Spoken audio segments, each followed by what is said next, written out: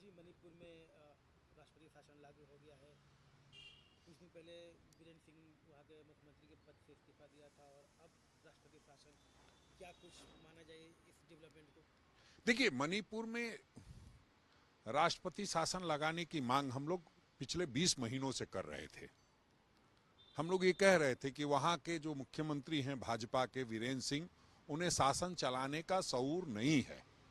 गृह मंत्री पूरी तरह से फेलियर हैं और जिस तरह की बातें अब सामने आ रही है, हजारों हथियार लूटने के बाद, सैकड़ों लोगों की जान जाने के बाद,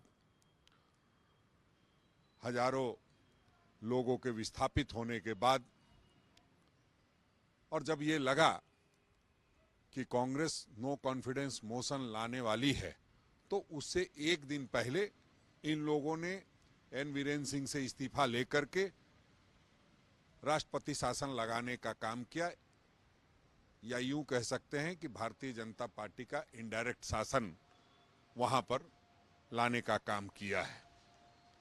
दुख इस बात का है कि प्रधानमंत्री को पिछले 20 महीने में अब तक फुर्सत नहीं मिली कि एक बार मणिपुर के लोगों का हाल जाने, और ऐसे में राष्ट्रपति शासन कितना कामयाब होगा वो शक के घेरे में है। हाँ, ये जरूर है कि इन्होंने ये मान लिया है कि बीजेपी को सत्ता चलाने का शऊर नहीं है।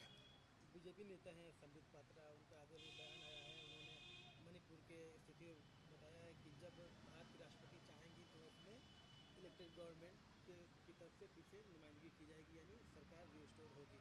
साथ में उन्होंने कहा है कि बीजेपी इस पर पूरा फर्मली बिलीव करती है और एकदम स्टैंड रखती है कि मणिपुर की टेरिटोरियल इंटीग्रिटी के साथ कोई समझौता नहीं होगा, इलीगल इन्फिल्ट्रेशन बर्दाश्त नहीं किया जाएगा। देखिए, संबित पात्रा ने ये मान लिया है कि वहां घुसपैठ हो रही है। ये भी माना है कि जो टेरिटोरियल इंटीग्रिटी है वो भी खतरे में है, और इस लिहाज से वो ये कह रहे हैं कि हम ये होने नहीं देंगे। मतलब आपकी सरकार में ये हो रहा था, आपके भारतीय जनता पार्टी नीति सरकार एन वीरेंद्र सिंह नीति सरकार में ये सब कुछ चल रहा था। घुसपैठ भी हो रही थी, टेरिटोरियल इंटीग्रिटी भी खतरे में थी।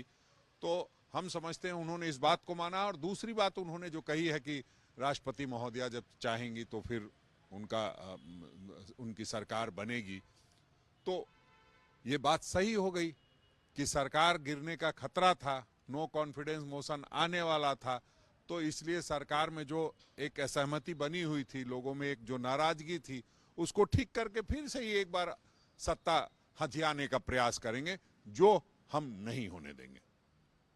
न्यूज नेशन अब व्हाट्सएप पर खबरों की ताजा अपडेट के लिए न्यूज नेशन के इस क्यूआर कोड को स्कैन करें